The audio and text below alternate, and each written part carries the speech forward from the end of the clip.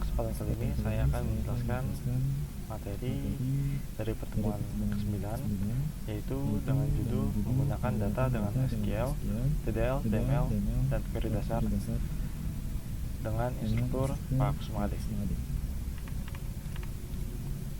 Di sini saya untuk membuat database-nya menggunakan XMPP atau database lokal. Untuk tugas yang pertama, kita diminta untuk menyiapkan database dan dataset. Di kesempatan kali ini saya mendapatkan dataset dengan judul transaksi bank, yang mana pada dataset ini terdapat 5.000 baris yang sudah disediakan dari LMS. Kemudian setelah kita mendownload dataset tersebut, berikutnya adalah kita mengidentifikasi secara lengkap dan tepat.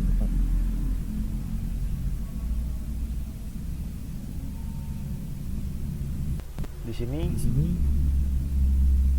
dapat dilihat di tugas pertama, kita perlu mengidentifikasi setelah meng-create table dan insert.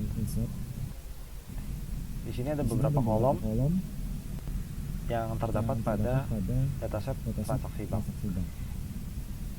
Kita lihat saja langsung di tabel yang ada di layar. Di sini terdapat kolom ID transaksi dengan tipe data char. Ini merupakan jenis atributnya adalah kunci utama atau primary key. Kemudian ada kolom nama nasabah dengan tipe data varchar. Jenis atributnya adalah deskriptif. Antar cabang dengan tipe data enum atau kategori.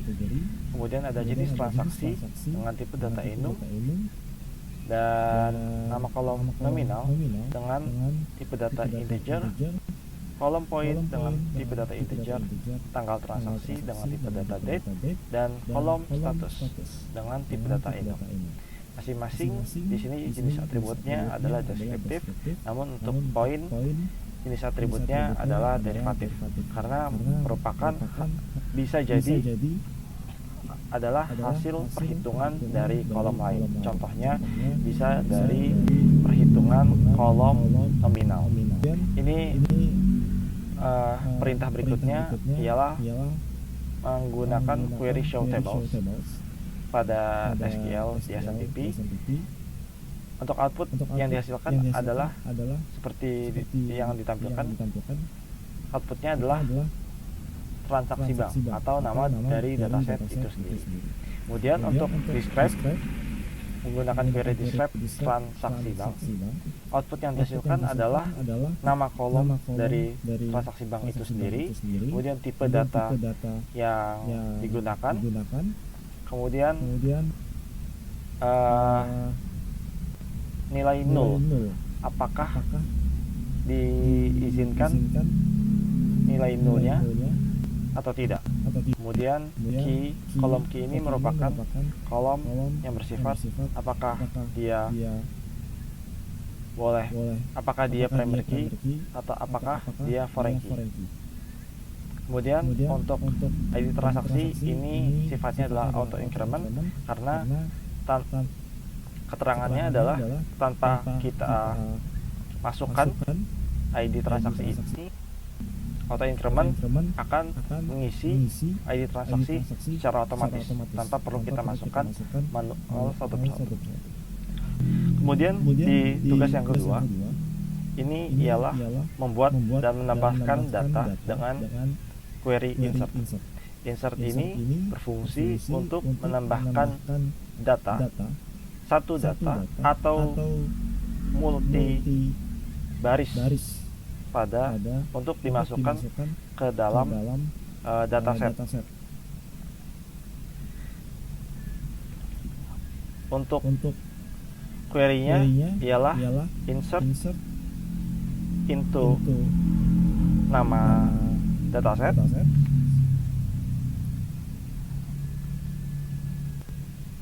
kemudian buka kurung, nama kolom 1, nama kolom 2 dan seterusnya, tutup kurung dengan kemudian values, kemudian buka kurung dan diisikan dengan nilai-nilai yang sesuai dengan nama kolom di atasnya.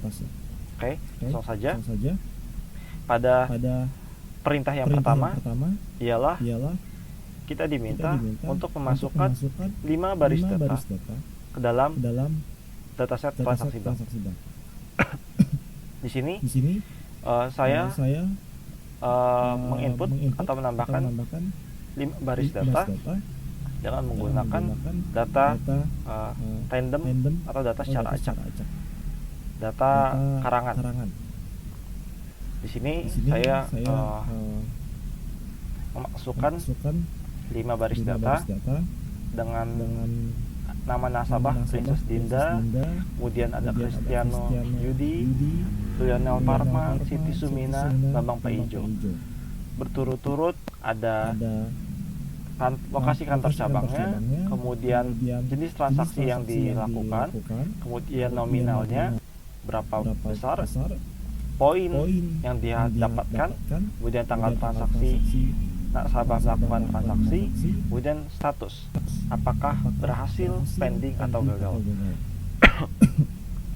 Setelah kita jalankan query ini pada XMPP, hasilnya akan tampil seperti ini, bahwa dataset kita yang awalnya berjumlah 5.000 rows atau 5.000 baris, setelah kita insert into 5 data, sebanyak 5 data, ini akan bertambah menjadi 5.005 baris atau 5.005 data.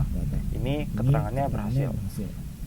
Namun pada perintah yang pertama ini saya tidak memasukkan nilai ID transaksi, karena seperti yang saya jelaskan sebelumnya, untuk kolom nilai transaksi, nilai ID transaksi ini sifatnya auto increment, yang mana dapat menambahkan nilai secara otomatis. Kemudian di perintah yang kedua ialah menambahkan data, namun tidak sesuai jumlah kolom yang ada. Di sini saya memasukkan satu data, namun untuk jumlah kolomnya itu tidak sesuai dengan jumlah kolom yang ada. Di sini saya menambahkan nilai M-Banking.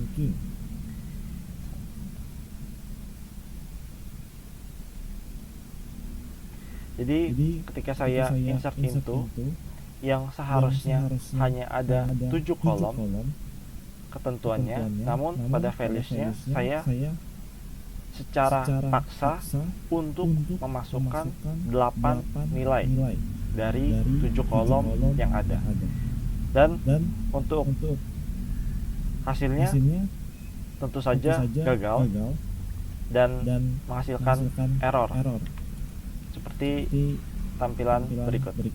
Di sini dapat dilihat bahwa jumlah kolom tidak sesuai dengan perhitungan nilai yang ada.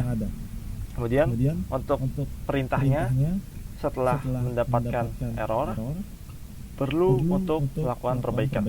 Di sini saya melakukan perbaikan dari insert into dengan 8 kolom, saya memperbaiki jadi 7 kolom sesuai dengan kolom yang ada. Dengan nama nasabah Anastasia Michelle, Jakarta, jenis transaksi transfer, untuk nominalnya ada 10 juta, untuk poinnya dapatkan 20, tanggal transaksinya di 2026 Februari tanggal 5, dan statusnya adalah pending. Kemudian untuk perintah yang ketiga, kita diminta untuk menghitung banyaknya baris dari dataset transaksi bank. Dapat kita lihat dengan query select count, buka kurung bintang, kemudian tutup kurung jumlah baris alias jumlah baris dari dataset tabel transaksi bank.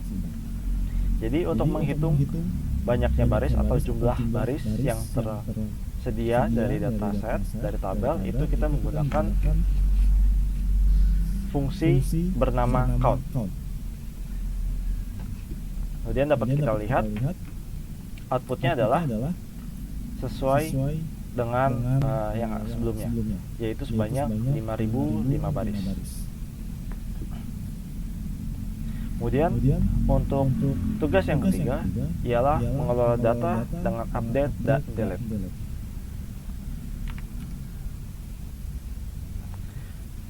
Dapat kita lihat untuk di tugas yang ketiga ini, pertama saya diminta untuk membuat query dengan menggunakan perintah update where. Untuk sebagai catatan, setiap update yang dilakukan itu penting untuk menggunakan query where, karena jika tidak, ini akan mengubah semua data yang ada di tabel tersebut tanpa ada filter atau tanpa ada kondisi tertentu. Contohnya dapat kita lihat langsung pada nomor 1, untuk query yang saya gunakan, saya ingin untuk merubah data status menjadi berhasil, di mana ini diperlakukan dengan kondisi ID transaksi sama dengan 5007. Jadi saya tidak merubah seluruh nilai status menjadi berhasil, melainkan saya hanya mengubah nilai status berhasil pada ID transaksi 5007. Kemudian untuk yang berikutnya masih sama, namun saya lebih besar lagi cakupannya, yang mana kita diminta untuk melakukan perubahan data secara massal. Dapat kita lihat langsung pada query-nya.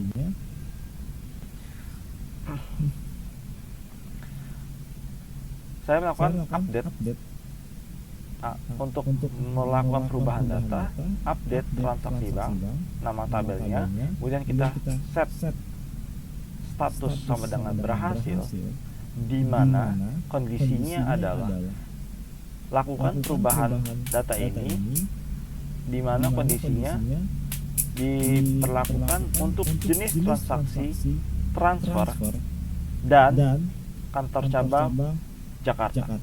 Jadi status berhasil ini akan berubah untuk nilai kolom yang jenis transaksinya transfer dan kantor cabangnya ada di Jakarta.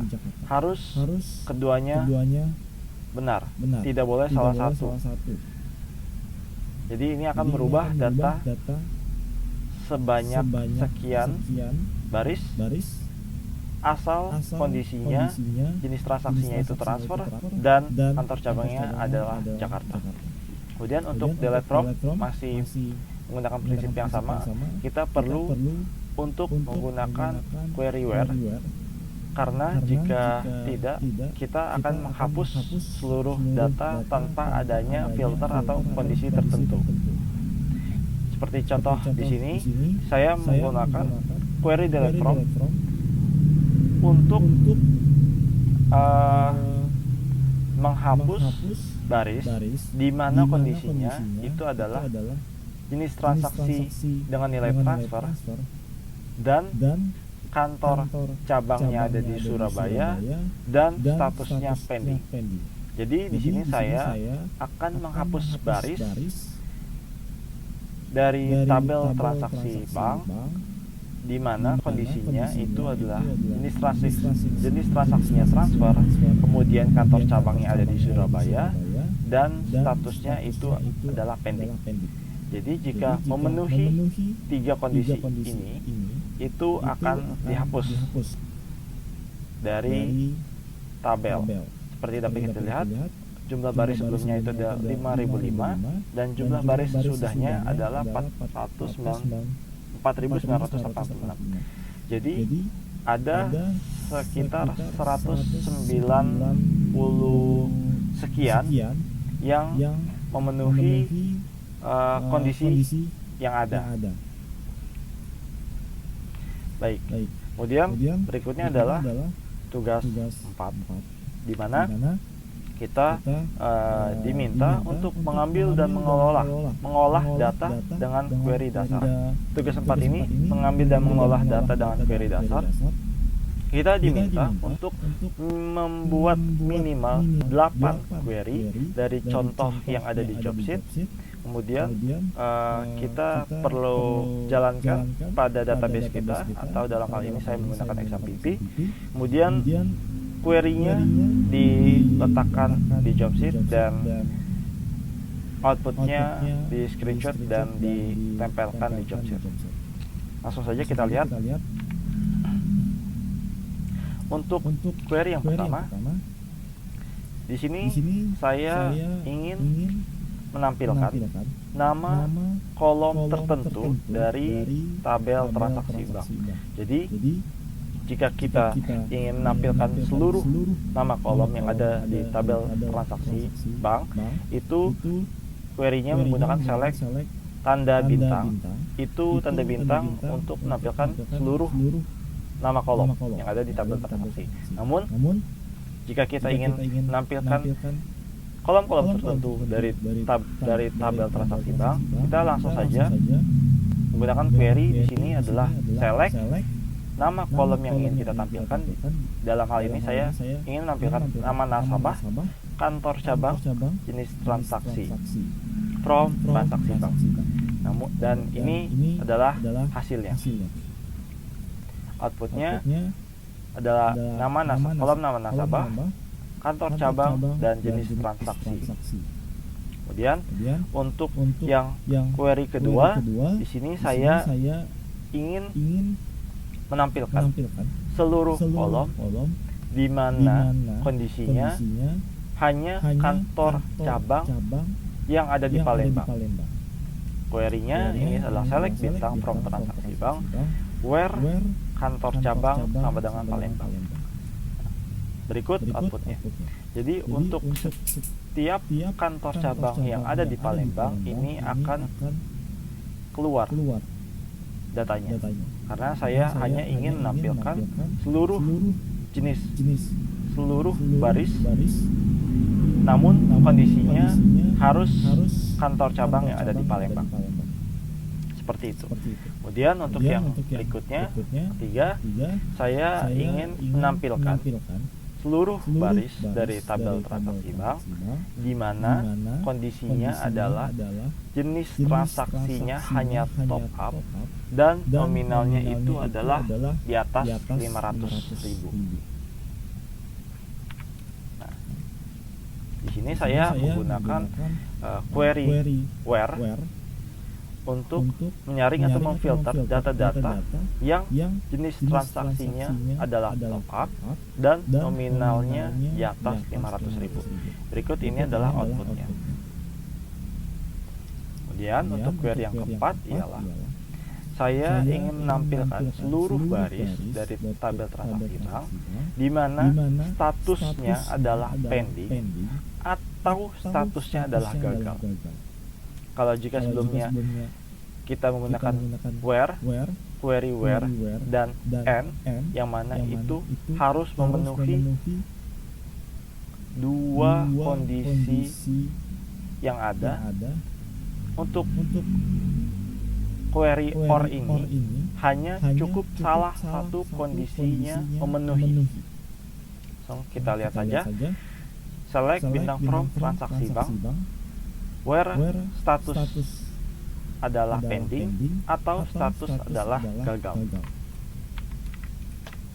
Nah, di sini yang tampil adalah seluruh baris. Maaf, di sini tampil seluruh baris yang statusnya itu adalah pending atau gagal. Untuk status yang berhasil tidak akan ditampilkan karena tidak dalam kondisi. Kemudian untuk query berikutnya adalah di sini saya ingin menampilkan data dari tabel transaksi bank dengan kondisi nama nasabahnya memiliki nama yang ada huruf NA di tengah dari nama lengkap mereka. Jadi simbol persen ini mengartikan sekian karakter sebelum ataupun setelah. Nah, dapat kita lihat langsung outputnya. Jadi nama-nama yang memiliki huruf NA di tengah dan memiliki beberapa karakter sebelum dan setelah karakter NA itu akan ditampilkan pada output pada SQL kita. Contohnya di sini ada Rina, kemudian ada Umar Nanda, Vina, Hana, Yani Gunawan, Dian Nasution, Fajar Nasution, Indah Maulana, dan seterusnya. Untuk nama-nama yang tidak memenuhi kondisi pada query di atas itu tidak akan ditampilkan pada output ini. Kemudian untuk query berikutnya adalah di sini saya ingin menampilkan seluruh baris dari tabel transaksi bank di mana kondisinya itu adalah jenis transaksinya adalah transfer, namun saya ingin mengurutkan nominal dari kolom nominal itu secara descending atau secara menurun dari yang terbesar hingga terkecil. Nah, dapat kita lihat di sini akan ditampilkan seluruh ID transaksi beserta nama nasabah dan seterusnya dengan kondisi jenis transaksi hanya transfer. Kemudian saya ingin mengurutkan, agar mengetahui siapa yang melakukan jenis transaksi transfer dengan nominal terbesar. Jadi untuk query-nya di sini where jenis transaksinya adalah transfer. Kemudian kita menggunakan query order by untuk mengurutkan kolom nominal secara descending atau secara menurun dari terbesar hingga terkecil. Kemudian untuk query berikutnya di sini saya ingin menampilkan kolom jenis transaksi beserta jumlah nominal yang dilakukan pada setiap nasabah dijumlahkan, dan saya ingin membuat grup atau mengkategorikan setiap jenis transaksi yang ada dengan query select jenis transaksi sum nominal. Ini untuk menjumlahkan nominal jumlah dari kolom nominal sesuai kategori pada kasus ini ada jenis transaksi. Kemudian kita aliaskan nama kolomnya menjadi jumlah transaksi dari tabel transaksi bank dan di group by jenis transaksinya. Nah, outputnya berikut. Jadi ditampilkan jumlah transaksi atau jumlah nominal yang dilakukan pada setiap kategori atau pada setiap jenis transaksi yang ada. Contoh di sini outputnya ada jenis transaksi pembayaran dengan sekian jumlah, kemudian ada setor tunai, tarik tunai, top up, dan transfer dengan masing-masing jumlah transaksi. Kemudian untuk query yang berikutnya ialah saya ingin menampilkan kantor cabang mana, setiap kantor cabang tampilkan berapa rata-rata nominal yang mereka lakukan. Namun saya hanya ingin menampilkan kantor cabang yang memiliki rata-rata nominal itu sebesar 12.500.000 rupiah. Kemudian saya ingin mengurutkan rata nominal tersebut secara descending. Untuk query-nya adalah select kantor cabang, kemudian average, fungsi average nominal, kemudian kita aliaskan nama kolomnya menjadi average nominal from table transaksi bank, group by kantor cabang. Kita menggunakan query having average nominal di atas 12.500.000 rupiah dan di order by average nominal secara descending. Tampilan outputnya seperti berikut. Di sini ditampilkan kantor cabang yang memiliki rata nominal sebanyak 12.500.000 dan saya ingin menampilkannya secara berurut dan menurun dari yang terbesar hingga terkecil. Jadi ada kantor cabang Semarang dengan nominal sekian, Bekasi dengan nominal sekian, Bandung dengan sekian, Medan dan sekian. Mungkin itu saja yang dapat saya jelaskan pada materi pertemuan ke-9, yaitu menggunakan SQL, DDL, DML, dan menggunakan query dasar. Kurang lebihnya mohon maaf. Assalamualaikum warahmatullahi wabarakatuh.